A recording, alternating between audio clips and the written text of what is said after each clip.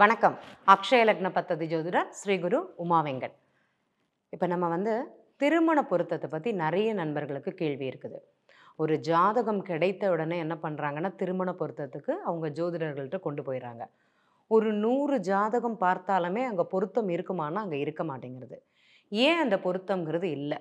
முதல்ல பெற்றோர்களுக்காக இருந்தாலும் சரி, நண்பர்களுக்கானாலும் சரி, திருமண பொருத்தத்தில் நமக்கு ஒரு தெளிவு அப்படிங்கிறது வேணும்.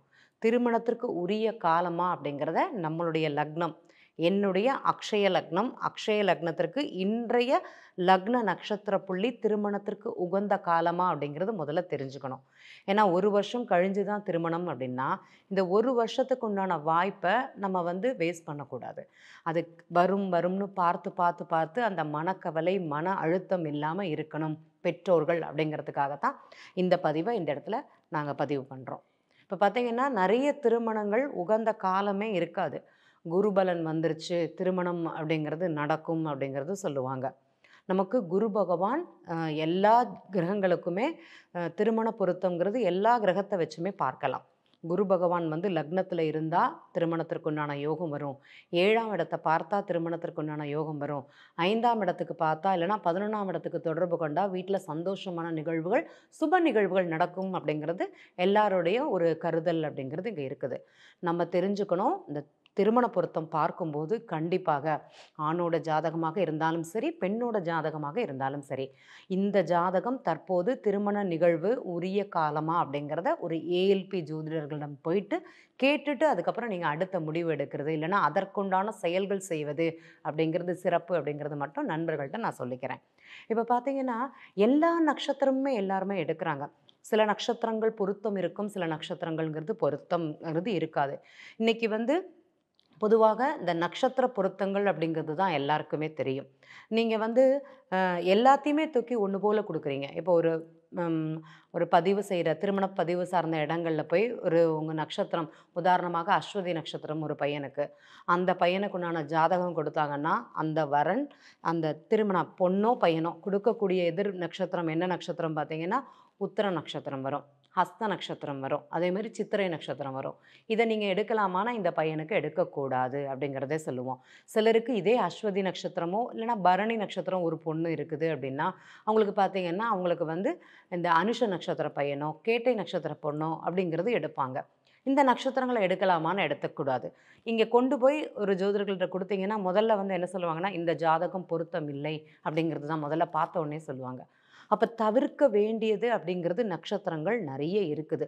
அது இல்லாத நட்சத்திரங்களை கொண்டு போய் நீங்கள் ஒரு ஜோசியர்கள்ட்ட காமிச்சு, இல்லைனா அவங்க கொடுக்கும்போது இது இல்லாத நட்சத்திரங்கள் வேணும் அப்படிங்கிறத நீங்கள் எழுதி அவங்கள்ட்ட கொடுத்துட்டீங்க அப்படின்னா உங்களுக்கு சிறப்பாக இருக்கும்.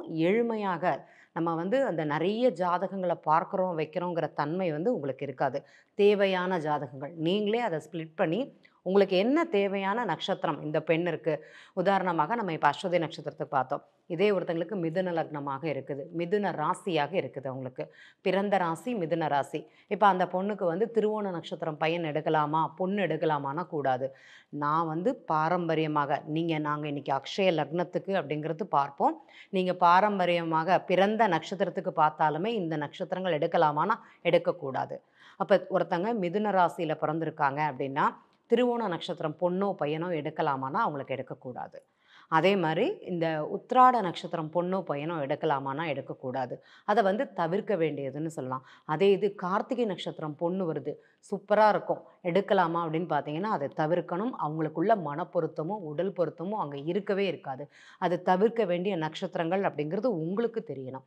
இந்த மாதிரி சில ராசிகளுக்கு சில நட்சத்திர பொருத்தம் அப்படிங்கிறது அங்கே இருக்கவே இருக்காது.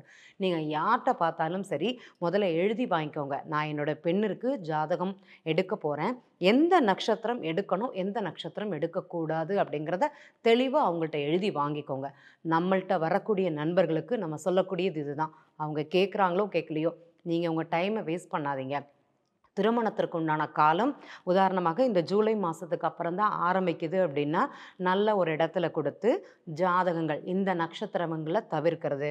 உதாரணமாக எங்களுக்கு இப்போ சிம்ம லக்னம் ஒரு பொண்ணு பொறந்திருக்கு, சிம்ம ராசியில ஒரு பொண்ணு பொறந்திருக்குது.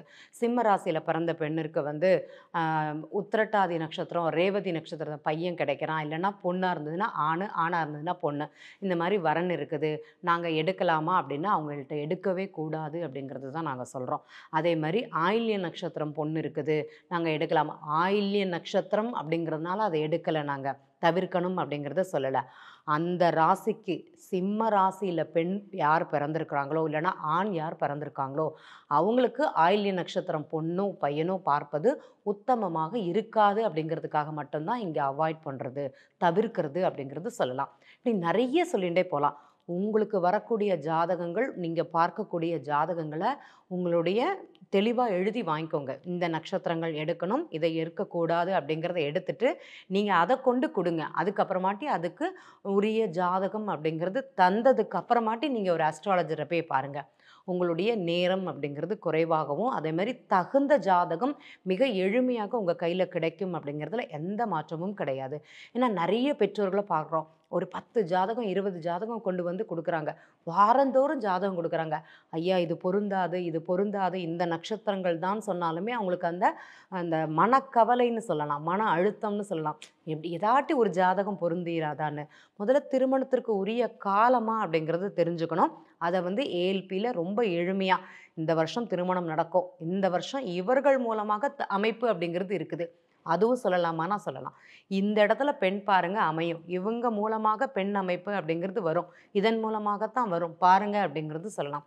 அதே மாரி நம்ம எங்கெல்லாமோ தேடுவோம். பொண்ணு வந்து பக்கத்து வீட்ல இருக்கும். இல்லன்னா எய்த்த வீட்ல இருக்கும். இல்லன்னா நம்ம பூர்வீக ஊர்ன்னு சொல்லுவோம். சொந்த ஊர்ல வந்திருப்போம். அங்க போய் ஏதோ ஃபங்ஷனுக்கு போயிட்டு வந்திருப்போம். பொண்ணு அங்க தான் இருக்கும். நமக்கு அது தெரியாது. நம்ம என்ன பண்ணுவோம், நம்ம இருக்கிற இடத்துலயே அந்த பெண்ணோட அமைப்பு, இல்லன்னா ஆணோட அமைப்பு அப்படிங்கிறத தேடுவோம். தவிர்த்துக்கோங்க. பெண்ணோட அமைப்பு, ஆணோட அமைப்பு எந்த இடத்துல இருக்குதுன்னு பாருங்க. அத அனுசரித்து வரக்கூடிய ஜாதகங்கள எடுங்க. கண்டிப்பாக உங்களுக்கு அனுகூலமாக இருக்கும் அப்படிங்கிறது சொல்லலாம்.